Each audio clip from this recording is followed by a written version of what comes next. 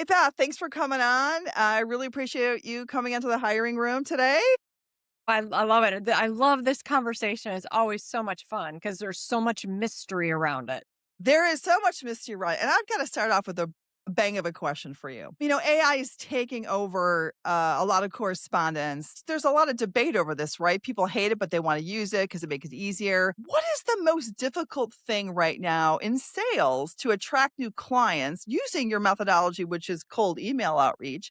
What is like the most impactful thing that you could do if you're in that situation trying to build your business?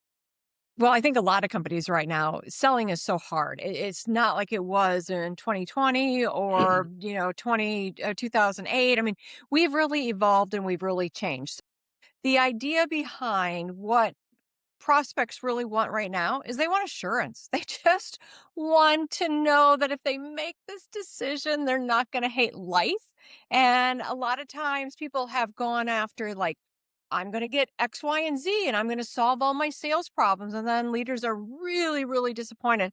And what I will say is the currency today is what you say. There's a lot of great tools, but you got to put them in the right order.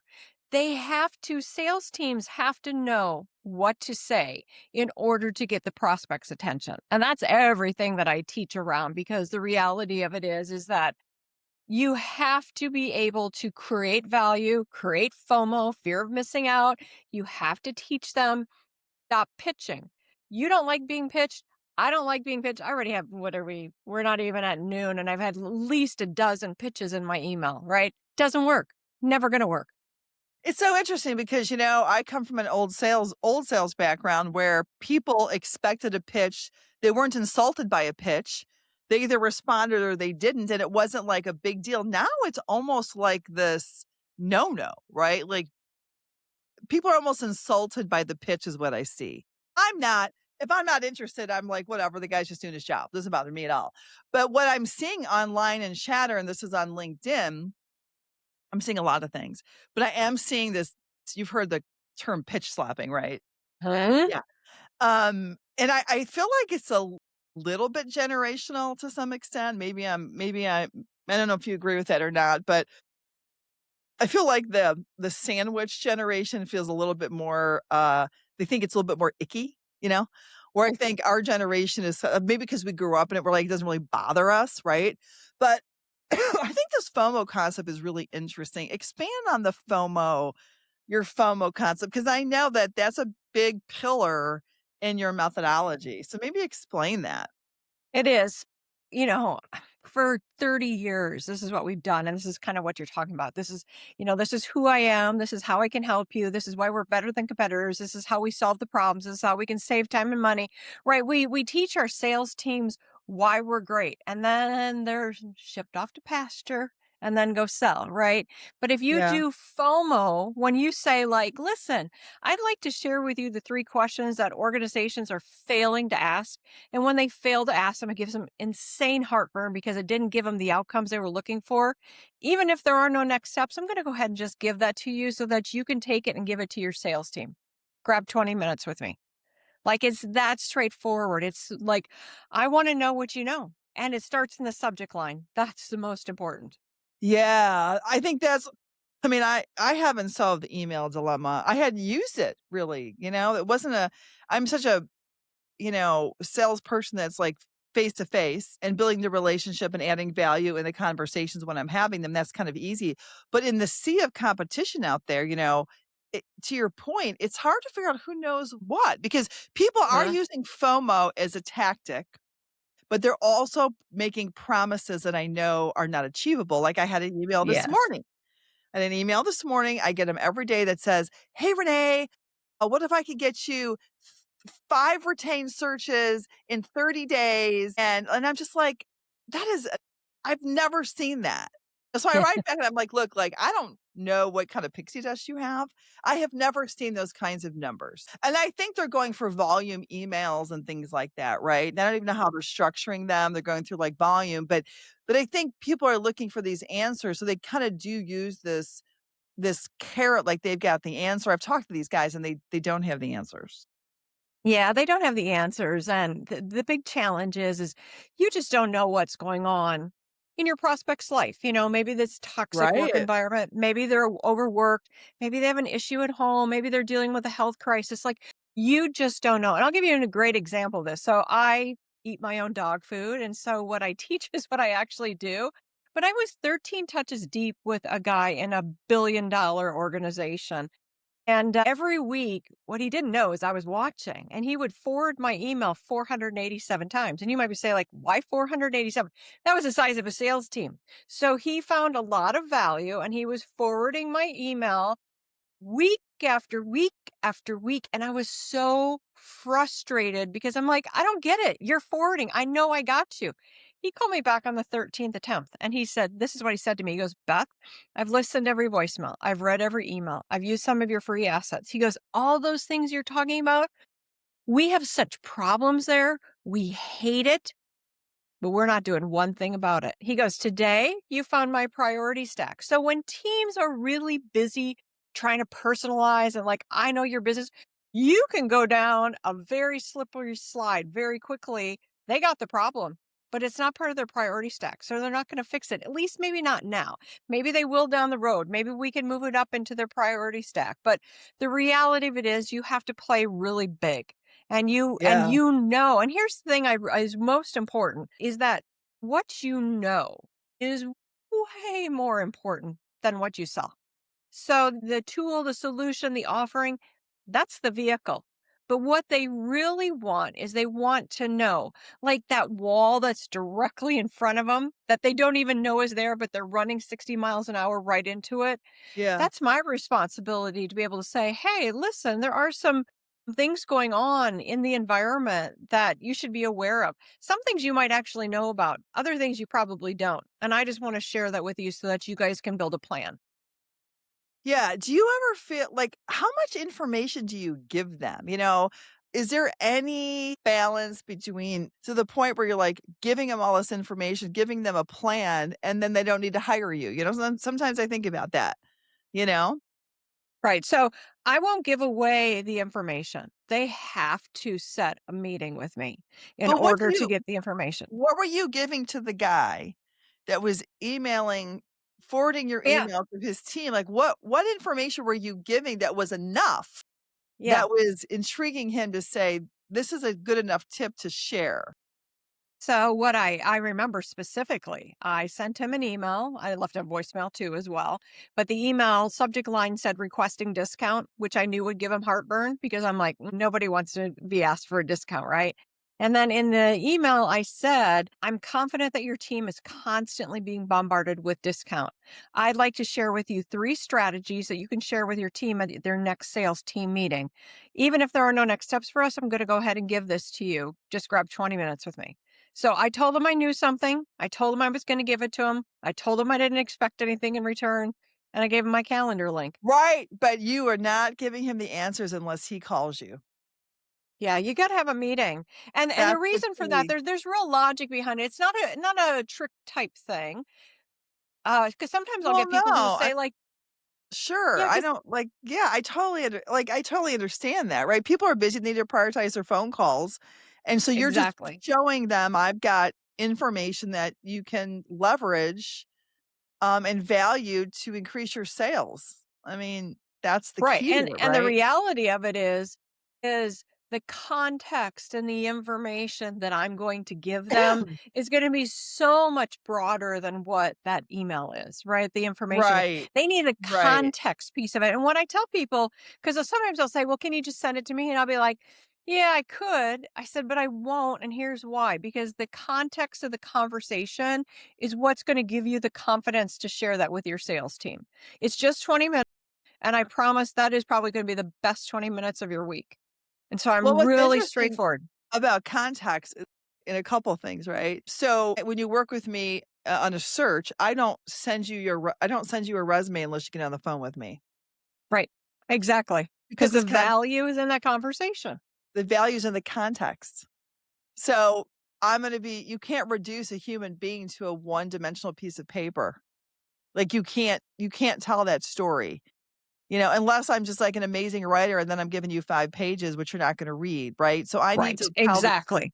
I need context around it so I can explain what's happening because otherwise people will fill in the blanks, probably falsely. Right. So they fill in the blanks to create their own story based on some of the information they have that's probably incorrect. It could be correct, it could be incorrect. You don't really know. But that's one of the things when I see these recruiters, I'm like, oh my gosh, like, and you lose control of the process then. You don't Yeah, have you control of the process. there's no value then. There's no Yeah. reason for them to You're have a also conversation. training your clients on the rule I call it the rules of engagement. You're training them that this is how this is gonna go. That if you decide to work with me, you're gonna have to get and I don't have to keep people on the phone for 20 minutes. I can be like, "How much time do you have? You got 5 minutes? That's all I need." I don't need to be a Zoom either. I don't need to see your face. I'm okay with a phone call, right? Like, you don't have to get pretty for me or whatever. I'm okay with that, you know? But I think the context is interesting. And what about context? I don't know if you saw this. I mean, I don't know. It was just some hidden article. Mark Cuban was talking about I call AI a four-letter word, you know? I wish it actually had four letters in it. That's what I wish.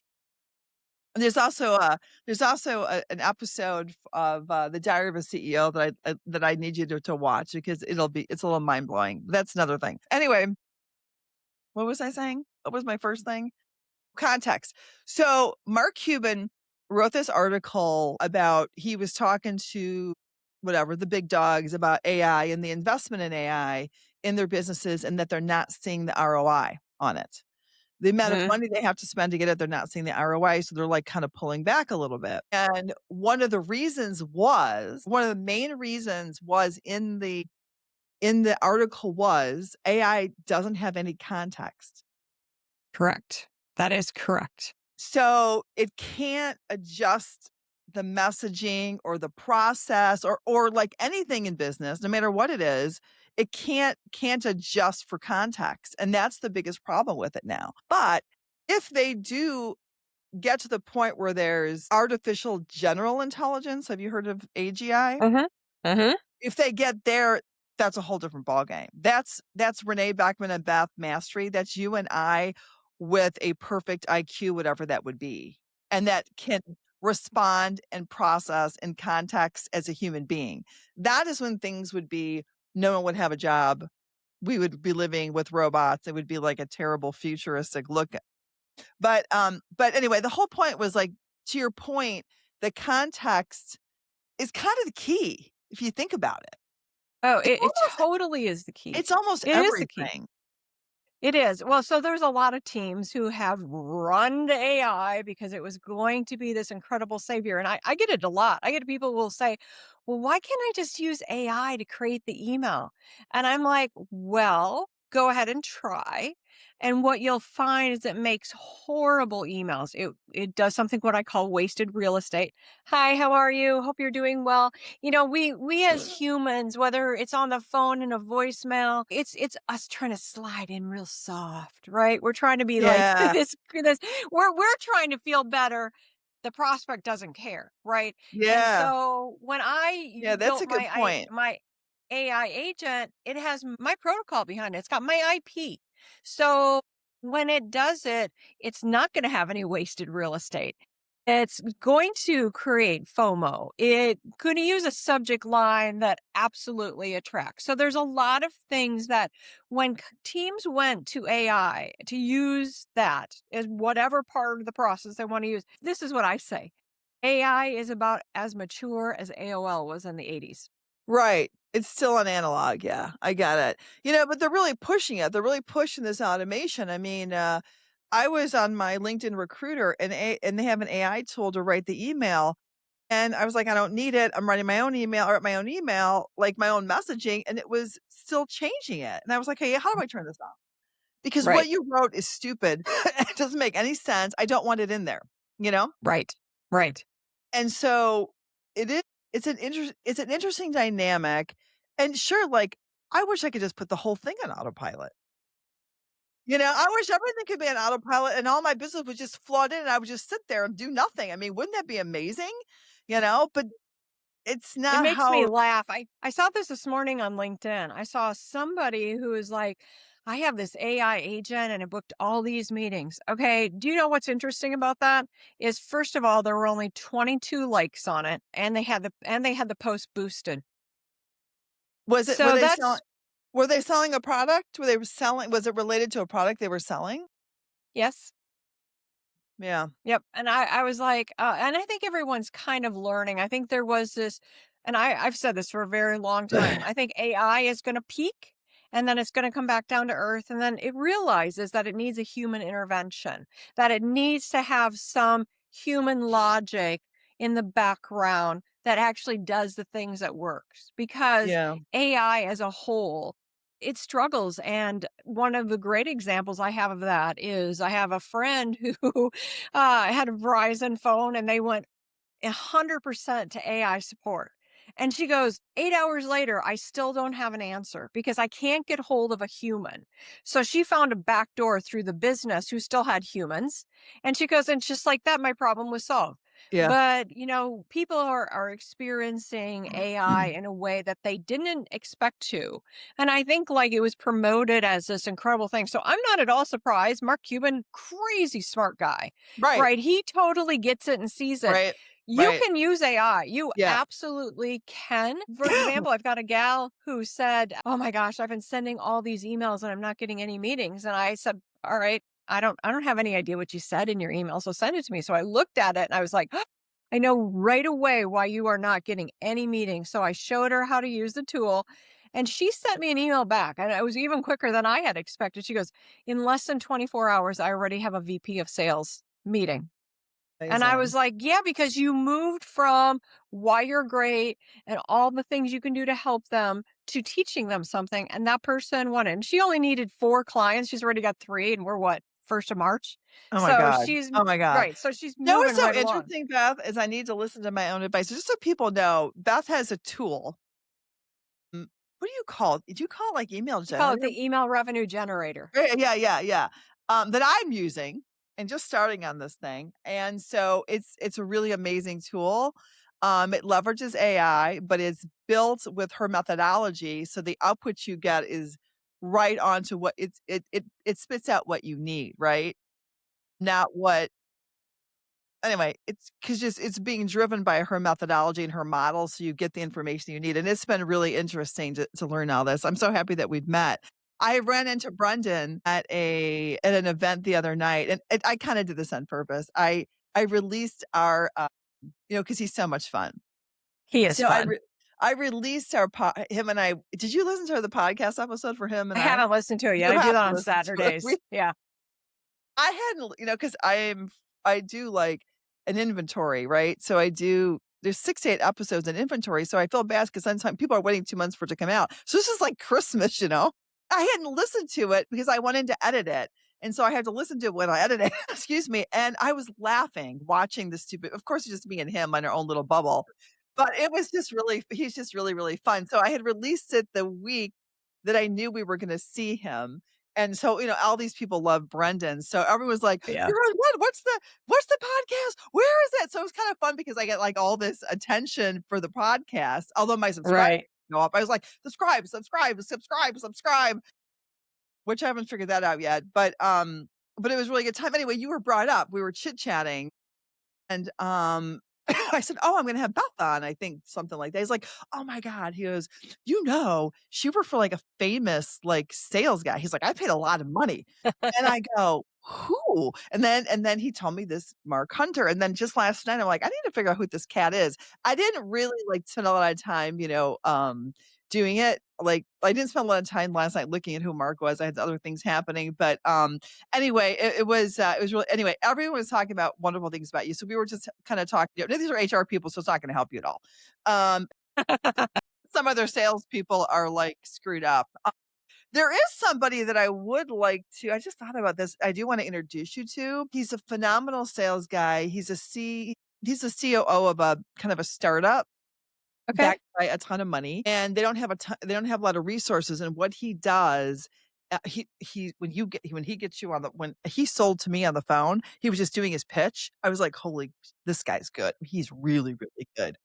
Uh, but I what he was doing was him and I were talking about this, and I and what and what he sells that may work, he's in a really competitive space. He sells promo products, right? Like that printed stuff.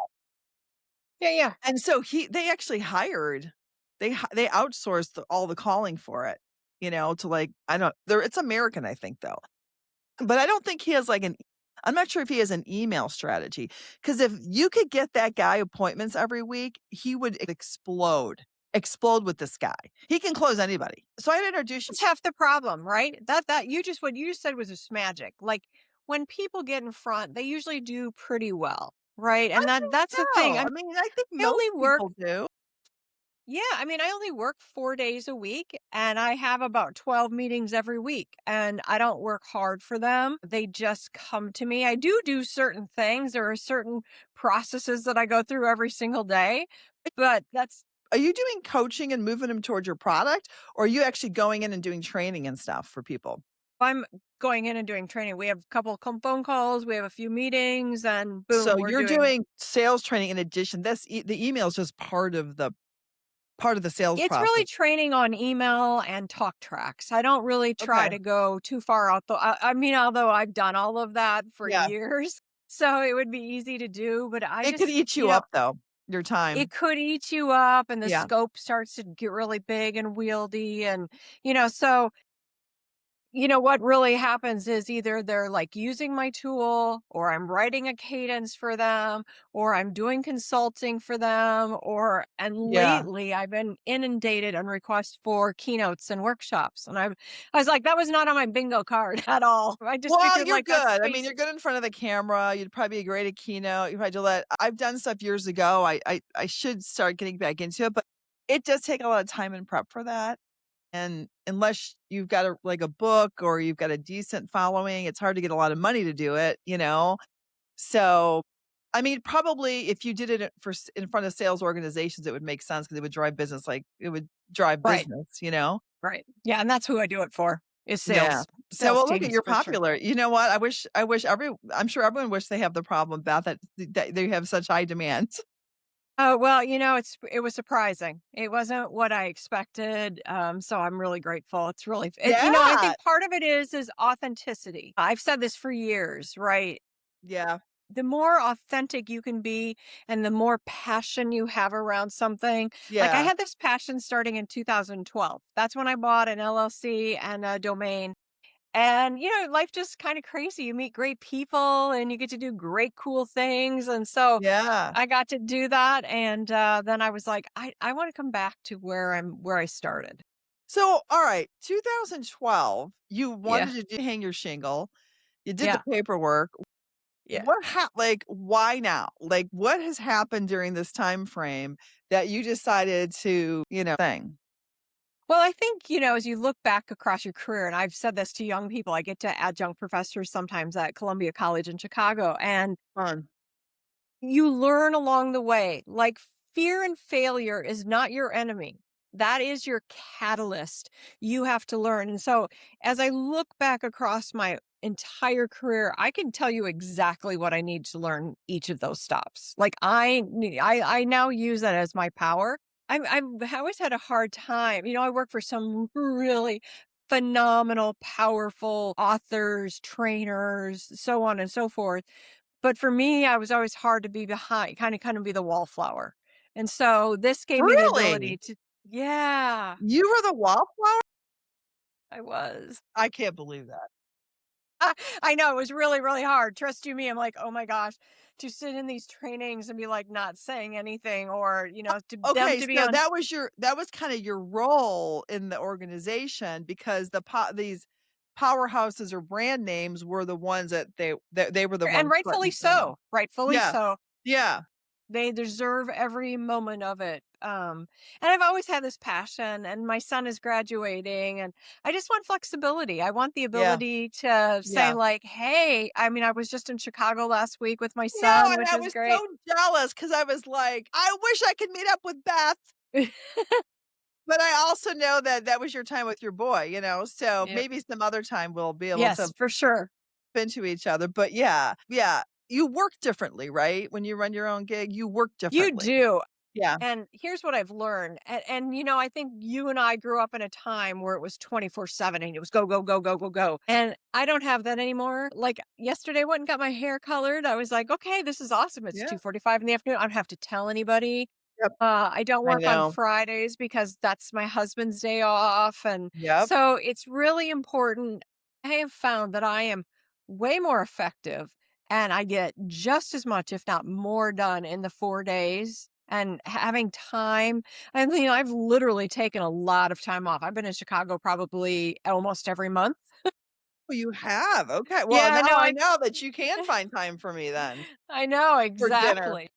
So yeah, so Yeah, the flexibility. I mean, I think that's, I ran big sales teams from well, they're it's big for recruiting. It's not big in the scheme of sales, like not 400 people like the guy you were talking about. But I was mentoring, development, hiring from 2004 to 2015, that time frame building and yep. all that.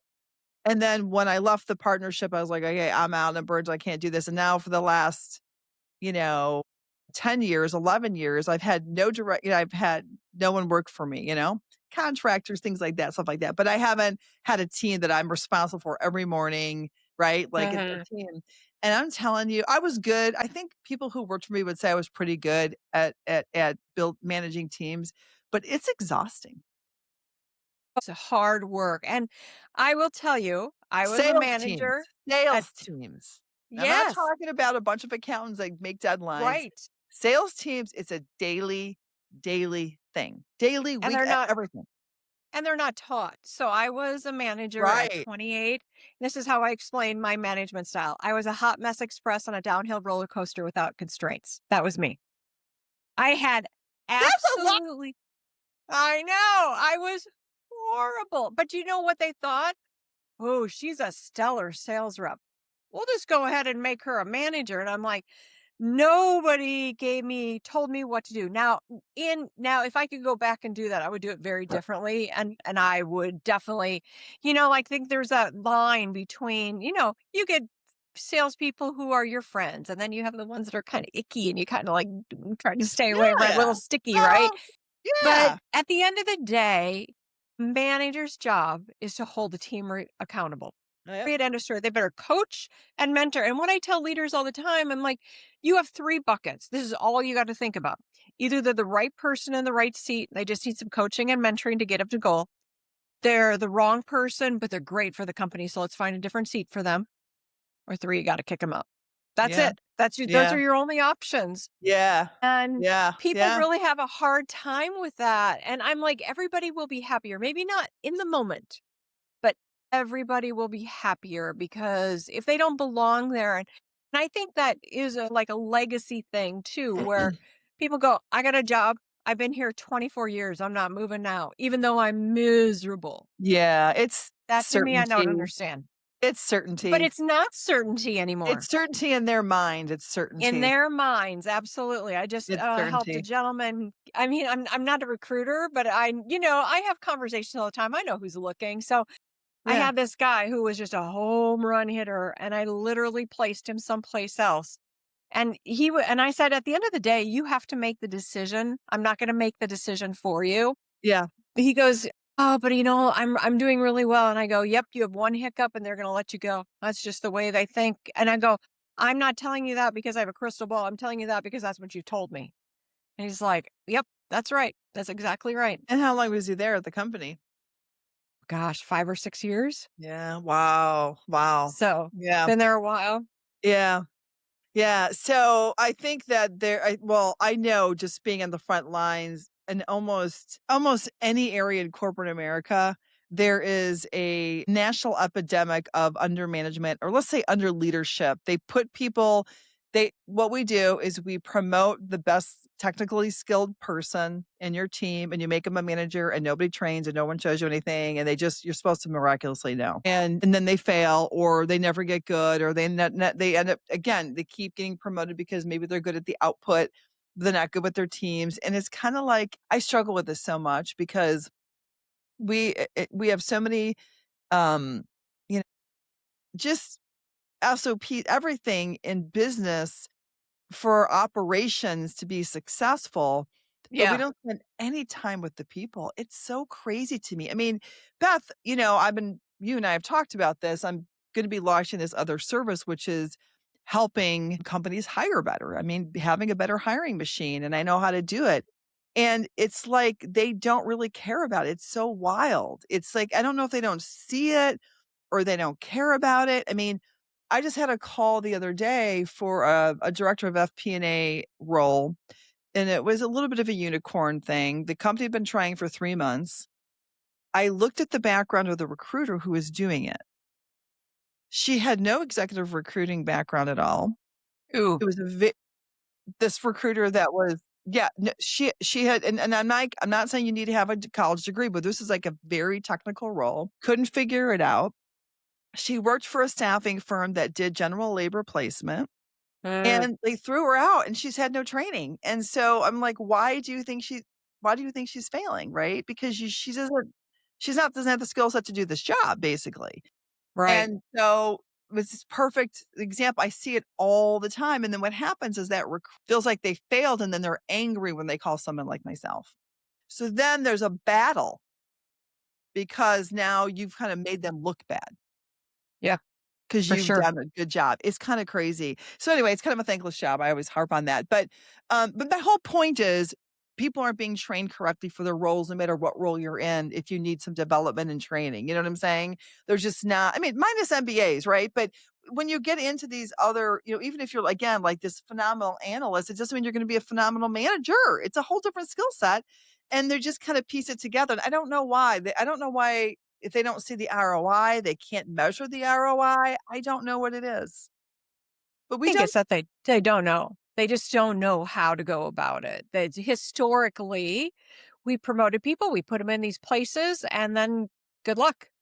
Right? And so there is no structure. There is some leadership training taking place now. I see a lot on LinkedIn where bigger everybody's trying in to, bigger companies. I mean, yeah, but, the for bigger sure. companies are the outliers. 95% of Agree. America are small to medium-sized businesses. I They're not agree. McDonald's Corp. They're not it's a small group. It employs a lot of people, but the Right. small to mid-cap companies aren't I mean, they don't have the time, they don't have the money. I don't know what it is, but it's a really interesting thing, and in all the years I've been in business, I haven't seen a change in it really. Not really. Yeah. No, I agree with that. I think it's a lagger for sure. Yeah. And Yeah, I think, I don't know if it's laziness. I mean, they must not see the value. I mean, it has to be they don't see the value or they can't see the cause and effect directly, maybe. yeah, You know? I think at the, especially when we talk small and mid-size, like it just comes down to dollars and cents. Like the budgets are so much smaller these days. And the ability to actually Resource. do something about that, right, is the issue. Right. So you have a bucket of money and you have to decide where these resources are gonna go to. And Exactly. it's at the bottom of the resource again, because I don't think they see again the cause and effect of that ROI with it, right? Because it may not be immediate or it may be over time or it's harder to measure. Right. And so I think it's the measurement of it, which is interesting. I mean, maybe that's something interesting if you could somehow measure it. I mean, well, they know that turnover and bad hires cost companies tons and tons and tons, like 1.5, 2.5 times someone's salary. Right, a turnover. They don't even, so to your point though, they don't even think about that. They don't really, it's sort of a cost that gets consumed by the organization and they don't think much about it. But I'm like, and this is what I tell leaders all the time. You know how, and I'm always in the sales world, right? So they hire a rep and the rep signs a contract and then we all cross our fingers and hope that this is going to work out well. And it never works out. This is what I tell leaders to do. I go, before you hire, them to send you an email of exactly what they're going to do. Then when you get the email, you can look at it and say like, okay, this person is alignment. And before you send the contract, you say, thanks for sending that email. This is exactly in alignment. I'm going to go ahead and make the offer. I'm going to send you the contract. We're going to keep this email though, because this is what we're going to hold you accountable to. And if we need to put you on a PIP, we're going to hold it against this. That's on hiring somebody. Wow. Well, you know what? Have you ever heard of I have to send this to you. This is so interesting. It's called um oh crap. I went through have you heard of the E-Myth? The book The E-Myth? Yes. Michael Uh huh. Oh, Gerber. yes. Yep. So we hired at one of my firms. my last firm, we hired a coach for my partner and myself through their program. He was great. The guy was great. And they had oh yeah, it was called a position agreement. They said, "Here's one of the things you need to do with your team. We've built this document called a position agreement." And the position agreement wasn't just a job description. It was exactly what you said. Was it was expectations, accountability, activity. It sort of like kind of was like it started out with, like, strategic things, and then it went down to tactical, and then it went down to how like, the rules of engagement within the company, how you operate internally and externally, down to we call our clients back within a 24-hour period. It was very, very specific, and so what we did was, upon hire before we made the offer, we'd bring them into the office, we'd say, "This is our position agreement," and we didn't hand it to them. We sat down and it was 5 pages. We sat down and we read it with them and said, "Can you agree to this? Like, is this something you do?" And then they would sign off of it, and then during when they weren't doing what they're doing, what did I do? I took out the position agreement, and I went back to it and said, "This is what we agreed on." So, it's similar, right? Because Uh-huh. they're telling you what they're gonna accomplish or what they're gonna do or how they're gonna do it, and now you've got documentation and you're not in that case, what's kinda cool about what in that scenario was they were creating it. We were giving it to them and they were agreeing, but in this case, they're creating it. That's right. So they That's really that's have the nowhere difference. to go. I mean, they They have agreed to it and nowhere to go. signed it, right? But this is kinda like they got nowhere to go because they created it themselves, which is They very did. powerful. They did. And that's so And companies who it have sounds actually kinda done mean, this. that's not what you're trying to do, but when you're salespeople are tricky and they're crafty and they're very hard to manage and lead. It's like a resume, right? Yeah. Resumes look Oh, fantastic. yeah. And then you hire the person and you're like, "Oh, what happened to the person I saw on the paper?" Yeah. Right? Yeah. And that's I what you think don't want. I think hiring for sales is really difficult because you're hiring for a lot of soft skills. You can't confirm the information unless you can get a hold of the manager, or you don't really know if that's what they did in the sales process or not. I think Right. hiring salespeople is hard. So tell me, like, what's the biggest team you're in sales? Well, not that I ran, because I have not run many, but I've worked with, I mean, the biggest team is probably over 2,000 that I've worked with. Okay. But you said But early on most you are not that big, you know, right. What were you selling with 2,000 people? software. Okay.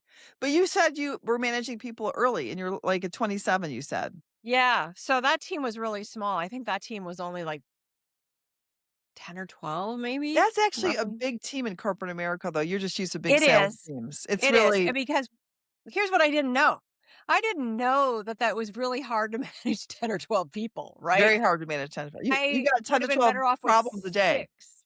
Right, Yeah. exactly. And that's the other thing I teach, leaders are like, "Oh my gosh, these sales reps are in my office all the time." I'm like, "You gotta have office hours." And the way that you have office hours is that you say, just as an example, 8 to 9 is your time. Anything you need to run by me, any question you have, that's great. 4 to 5, same thing. Middle of the day, that's when I need to get work done. Yeah, you had to block and However, tackle it. if you have a deal that is going to close and you need me right now, I'm going to be there. Yeah. But so sometimes like I've had a leader say like Jane walked into my office and had all these questions and I just asked her, I go, is this a deal that's closing today? And Jane would be like, no. He'd be like, can you come back at 4 o'clock? Oh yeah, I can come back at 4. Yeah, It's training. so you are coaching how to manage and lead these salespeople as well as part of your service. What have you seen on the hiring side? Is there any like tricks on the hiring side of salespeople that you've seen besides the one you just said, which was good about laying expectations, their own process or their own system? Anything else that you've done or you've seen when you're trying to vet out someone that's a good fit for your organization? Well, I think that you mean this is not my expertise. As I think That's I okay. mentioned to you earlier, it was I talk to sales leaders all the time. So I Yeah. always know who's got openings and I'm like, "Oh, I can move." So I think the biggest thing is expectation from the organization themselves, which is they don't seem to be very clear. Like I had this one company in particular, he was looking to hire commission only. And I was like, "Oh boy. Now listen, I have always been a commission only person. I kind of like that. It's a weird breed. I mean, I'm not gonna lie to Yeah. you that it Most takes a people lot, they yeah. don't want the commission only, they want the upside to it. And I think the big thing that I'm seeing is that, you know, teams or organizations want to hire people and then they have this thought process. They're a salesperson. They'll sell. That's what they're going to do. That's what they do. I'm like, "Well, not normally. I didn't come into sales because that's what I went to school for. I actually went to school for broadcasting. My Really? I husband can was, see yeah. that. Why didn't you go into broadcasting? Well, I tried. The Beth Mastre show. We could have the Beth Well, and Renee show. We could talk to guests out, I like that we idea. would do better than The View all day long. Well, my All husband is day long. What? So my husband's a TV news anchor, and so that was the problem. Yeah, so he's really gifted. He is doing exactly what he should be doing. And so at the time when he had his first gig in Mason City, Iowa, he was the main anchor fresh out of college. They would not hire both of us because of nepotism. So they were like, yeah. And so was that a blessing? Yes, 100%. Did I take some really crummy jobs? Oh my gosh, yes. I mean, I remember in college, I had a job where I sold annuities and they'd rip out the phone book, which we do not have anymore, right?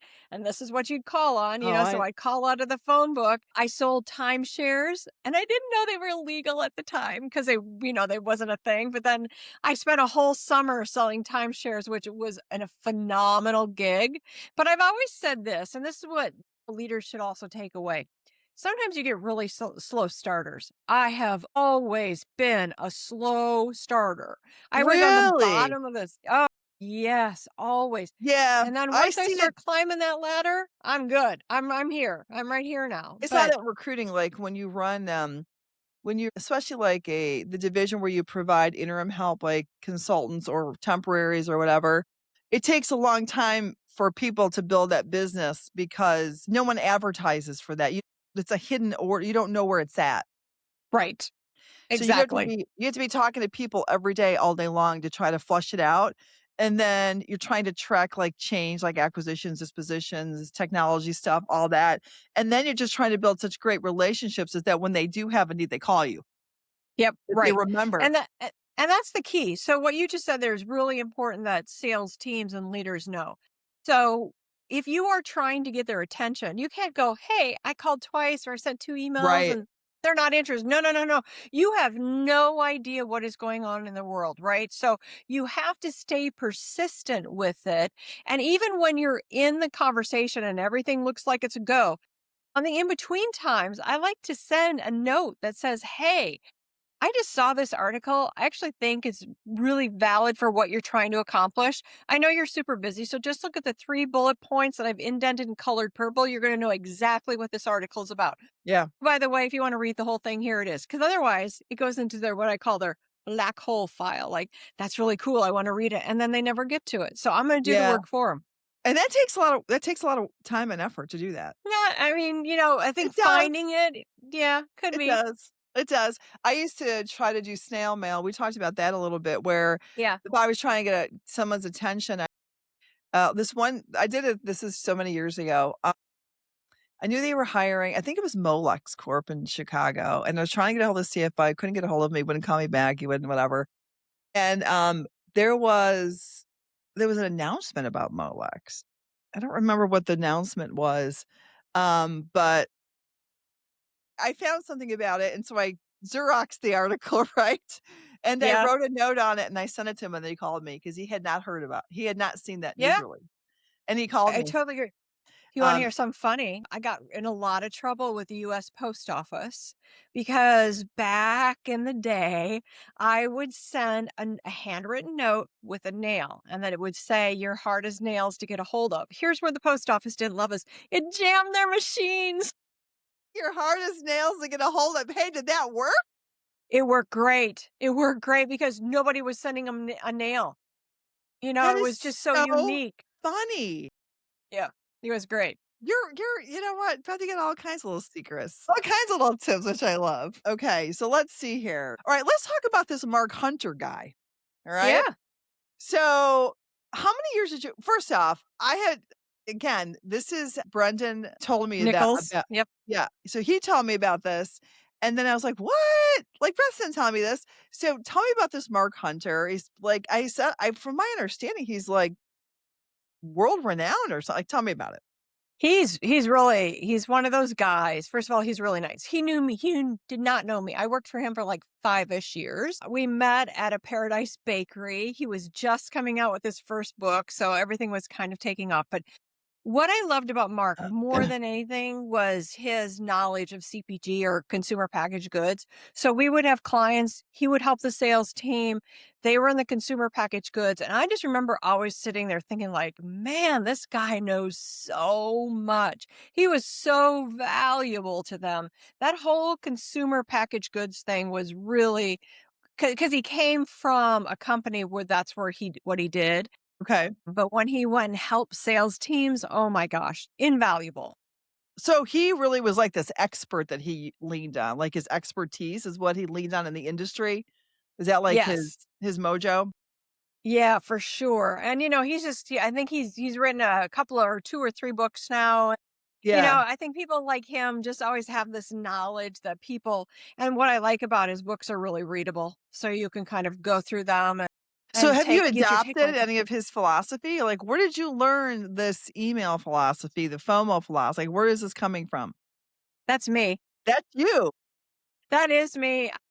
Okay. I don't remember because it's been quite some time since I worked with Mark. I don't remember what his stance was on email, but I've worked for others who absolutely hate email.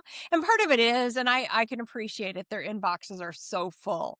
And I'm an inbox zero girl. Like I'm gonna deal with your email very, Not very me. quickly. Not me. Yeah. So I want to be my game in the morning is what can I delete? Yeah. So when and the thing about it is FOMO is not something I would have talked about back in 2012. It would not have been. Absolutely not. So what has changed so much? So tell me this because you and I are in the same generation. We've seen all the different gyrations. Mhm. And I'm trying to change up my game. I'm trying to be, you have to roll with the times, man. You'll You become do. irrelevant, right? You do. Give me your timeline here, like 2012 to now. Like, tell me what's changed. A lot has changed, right? I'm going to say 2008 was probably the worst thing that happened to sales teams because we went from having Oh, you 3 didn't people tell doing me. 3 jobs to, 1 person doing 3 I jobs. had PTSD from And 2008. When people right, even say exactly. we or could experience something similar, I start to like, because Yeah, no. I almost lost the business. The only reason we stayed in business in recruiting was we had a huge contract with a company. We had 20 temporaries out there bringing money into my bank account every month, but we couldn't get any searches, and we laid off the entire company. What happened when I laid off the entire company? My unemployment rate shot through the roof. So, it was really, really frightening. Yeah, it was a horrible time. So sales always evolves. Like, I don't know what's going to work a year from now, 2 years from now, 3 years from now. Yeah, We just have to continue to evolve. So the problem that organizations have is that for 30 years, we have been able to say, this is who we are. This is why we're great. This is how long we've been in business. This is how we yeah, can help you. This is how we can save you yep, time. Like, that is the thing that we have sold. yep, Right, that's what and I learned. today, prospects go, "No, no, no, no, no, no, no, no. I don't I care. will." Right, that's I don't exactly they're care. so afraid and they're so paralyzed. So what has changed is that they've increased fear and they become very paralyzed. So I have this saying, "The devil they know is better than the devil they don't know." Meaning they're just happy to be unhappy because they got containment around that unhappiness. And it Mm, is less risk, at least in their mind, perceived or real, that making the change is something that okay, I'm willing to put my neck on the line and I tell this to sales teams all the time. If you have, let's just say 10 stakeholders, every last one of them can kill your deal, but only 1 or 2 can sign off on it. yeah, So, we yeah, get happy years and we're like, "Oh my gosh, this champion loves my stuff." Yeah, okay, been there, done that. They might love you, but if the rest of the team is not yeah, there with you, it's not going to go anywhere. yeah. So it's the same thing. It's a pain and pleasure principle, right? It is. Either you're avoiding pain through it, or like kind of your bubble. I'm okay here because I'm afraid there's more pain if I don't, or you're moving towards pleasure. So it's that same human dynamic, that same human It is. behavior of pain or pleasure, what you're moving towards or what you're moving away from. And some things of these, human nature doesn't change that much though. Like the dynamics of people's behavior and how they feel doesn't really change from 2012 to 2025. They still have those same fears and they still have those same things. I think it's the communication vehicles that I think the biggest problem with social media is, people are just they're overstimulated with the information, and so sometimes I think people are get like, I can't. I do that with LinkedIn. Right. Sometimes, like, in the morning, I go on LinkedIn because I was a hot LinkedIn girl in 2024. I was doing videos a couple times a week. I was all in, getting like 800,000 views, 1,000,000 views, all this stuff. This is working. I spent so much time and effort trying to figure it out. If you go look at my old videos, you can see the maturation of it. I started paying people for video editing and doing all this stuff, learning how this worked. And you've been doing videos. It takes a lot of work. It looks like It does. you gotta think about the content and how you're gonna say it. You gotta get dressed, you gotta have your lighting, you gotta do that, all that stuff, right? It's a lot. You gotta make sure It the dog's is. not barking, right? And Right. so, I've been through all those gyrations um, and sometimes it was like, I can't read one more post on that damn platform, like, how great they are and how much money they're making. Do you ever see that one? People posting what they make? That drives me nuts. That's That the that just weirdest drives thing. me nuts. I don't believe first of all, I don't believe them. I mean, I work 4 hours a week, and and this is like a LinkedIn coach. A LinkedIn coach? Okay. You have a guy that wants personal branding on LinkedIn, and he's gonna pay you $50,000? Really? Right. Yeah. No. That's like a scam. It is a scam, and there's a lot of that. I mean, you get it too. I am Oh constantly my every gosh. People day are like, I get they're lying to yeah, well, people. they It get makes me pitches of like, crazy. "I can help you and I'll fill your calendar," and yeah, first of all, you have no idea what I do. Second of all, you have no idea if I need meetings. Like every time someone sends them, I'm like, "Yeah, I get about 12 meetings a week in 4 days. I'm good." Yeah. Yeah. And then I never hear from them again. Yeah. And I'm like, I've heard this before. I wish it were true. Right. I I wish mean, they're Yeah. and listen, am I sweating out next week? Yeah, I'm sweating out next week because I like have like 5 whole meetings right now, but I still have the rest of this week and some of next week to get that filled. That'll be Here's my okay. advice being in business for so long is just, make sure you got enough cash in that bank to ride the wave. That's what I always tell people. Just make sure you've got I always I always have a bucket so I don't sweat 3 months, 4 months, 5 months, 6 months if things slow down because I'm so attached. What I do is so attached to the economy, Yeah, sure, of course. right? Yes, That there's so much, like, out of your control sometimes, right? That the people just 100%. start freezing head count. So that I learned that in 2008 where I was just like, "Okay, I'm always gonna have a bucket of money just in case crazy things happen." And then sometimes, like, again, like, in hiring decisions, just to your point of people signing contracts, a lot of people involved in that decision making. And then it's Right. very and you also have, like, this B2C and this B2B conversation. You have B2C with the candidate, you got a B2B with the client, and Yep. then the B2C side, all of a sudden, they're just like, "Oh, that I talked to my wife, I slept on it, and that schedule's not gonna work," and they've been through the whole process. You're like, "Holy shit," you know? And you're like, "Didn't you Oh talk to your god. wife in the beginning of this like we talked about?" But people change their Right. mind, right? People change their Right. mind, It's true. and it's their prerogative to change their mind. So there's a lot of variables, right, that you There can't are. control. And so that's one thing I learned is like, so I could sleep at night is I've got to make sure that I've got a bucket of money to pay my bills so I still hyperventilate over it, I still do. Yeah, for sure. But that's the con to not having that's the con to not working for somebody else, right? That's the big con. 100%. That's 100%. that certainty of that paycheck's coming in every week, right? Like, it's coming Right. in, it's coming Right. in, and that's what you don't have when you're on your own like that, and then if you don't have a For sure. team, if you don't work, you don't make money, there's all kinds of things. But the freedom especially, I think, I don't know, for me as I've aged, it's like I don't wanna give that up at all, man. Like, Tuesdays now, I used to be Thursdays, I switched. Tuesdays are my days with my grandson. I don't care if Jesus Christ told me you wanna go to lunch, I'd be like, "JC, I love you." But, yeah, Tuesdays are off. I'm available I Wednesday. get Well, you And can you have the create ability to you have the ability to protect your time. That's yeah, you have really the the ability to big and you work thing with is them. that you don't have anybody to answer to.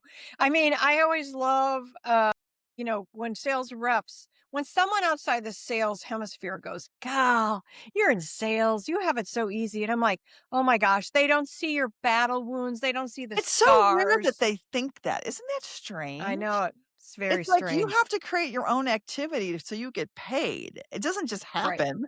Right. Sales is one of the hardest job there is, and people get mad, "Well, you guys make so much money." I'm like, "Well, because it's the effort you put into it." Like, Yeah. Right. yeah, you should be thanking this it's weird. It's like people hate salespeople. It's the same thing in your industry. People like, "Oh, these sales guys." You wouldn't be employed if the sales guys weren't out there pumping, man. Like, 100%. that's how your salary's paid. Exactly. I don't understand that. It's so weird. It It makes is. me angry. It makes me pissed. It pisses me off. I'm like, I have to like educate these people of how this works. It's a really hard job, you know. You have to be It's on hard. every day. If you're in a bad mood, it doesn't matter. You got to Doesn't brush matter. off. You got to do your presentation. You got to eat crow sometimes from people. I mean, it's hard. Right. Anyway, Yeah. I could crap about that all day long. All right, I know I've already had you for 58 minutes and you have a busy day. We touched on this. You touched on this a little bit about like really bad emails. So my first question is, what's the worst email you've ever seen? Like when you're on any emails, what's the worst email where you were thinking, what is happening right now? What was the worst email? Do you have Well, to, I you had have to have one? yeah, I do. Oh, they happen to land in my box every day, but one that really stands out to me. You get Yeah, all these people kinds of leads don't know. from that. Yeah, they don't know that when they send me a bad email, it goes into a file, and eventually I use it as part of my LinkedIn so that people can see. Obviously, I cover up who the company is and who the person is, but I got one recently that the subject line said T6 Kentucky Derby. And I was like, that is the craziest subject line. And then when you went into it, it's like, would you like to entertain your clients at the Kentucky Derby? I can make that happen. I was like, that is really bizarre. There was no like now if they had sent me an email that said, you know what, there are And three you opened it mistakes though. people You did open do it. what? You opened it though. I open all of that Oh, though. because this is what you do for a living. Okay. That's because what I do for a living. Okay, So okay, I'm I gonna got it. open it because I'm just so curious now, Okay. right? To see what you're gonna say. Or, I hate when people put my name in the subject line because I know instantly you're trying to sell me. I mean, I know people, and I know there's people who teach it. They go, "Oh, yes, you put the name or the company in the subject." No, you don't, because people know. So maybe that worked 5 years ago. I'm going to say that it Interesting. doesn't work today. We're not, that's, and I always tell everyone this: you do not sell in an email. Email is not for selling. Email is for getting a meeting. And you Mhm. only need one metric. Don't get lured into the open rates because opens can be bogus. If you've got a Mac like me or an iPhone, that's an instant open. If you have a preview pane, that's an instant open. Yeah, it So means people be nothing. like, "Oh, I'm getting so many opens." Opens mean nothing. Did you get a meeting? That's the only metric you need. Yeah. Yeah, so that was a really crazy email. What we talked about how emails feel automated today. Mhm. So what does a good human sounding email sound like? If you were because the one thing you talked about with me was, which I didn't wanna hear this because I was like, "Oh, crap, I gotta do this all by hand," was no Ren well, 2 things, right? The automated systems have pixels buried in, you can't get rid of Mhm. them, and it Right. causes them to go to spam. Yep. So you actually have to use your regular Outlook email, but and it's still gonna end in spam.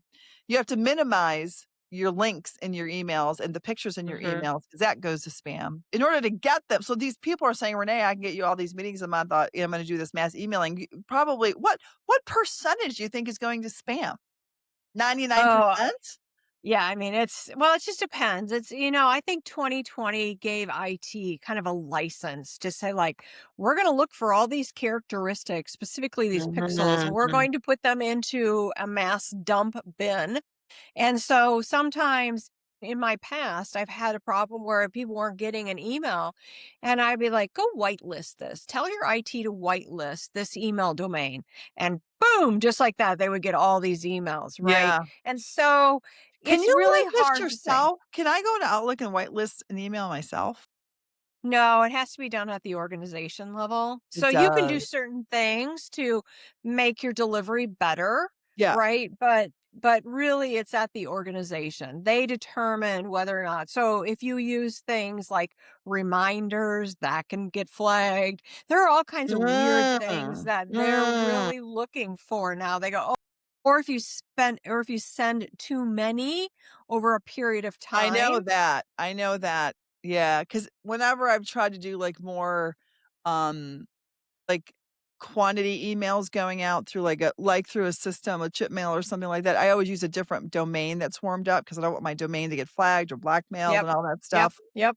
I'm always protecting my domain, but if I'm only gonna be sending 10 emails a day to prospects from my Outlook, I'm not gonna have a No. problem, No, So I was no. always worried about protecting my domain, you know?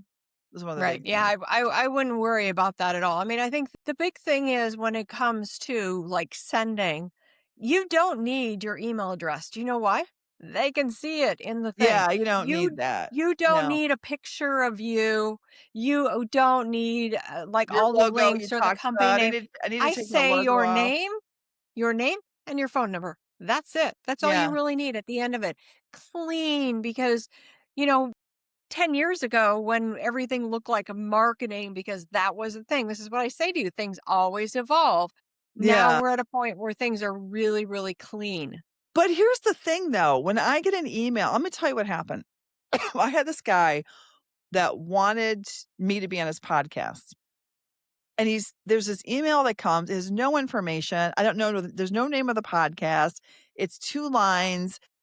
They were using a domain, right, to protect their real I didn't know who this person was. There wasn't enough information for me to verify who they were. So, sometimes I get that with a quandary, like, I want them to be able to find me quickly to verify that I am a person, and then I'm human. I have seen some people take their website or their LinkedIn address, but not make it a link where they'd Hmm. have to cut and paste it, or they did something to make it so, they took the hyperlink out of it. Because that's the one thing I worry about is like, who is this person? Because I don't trust people.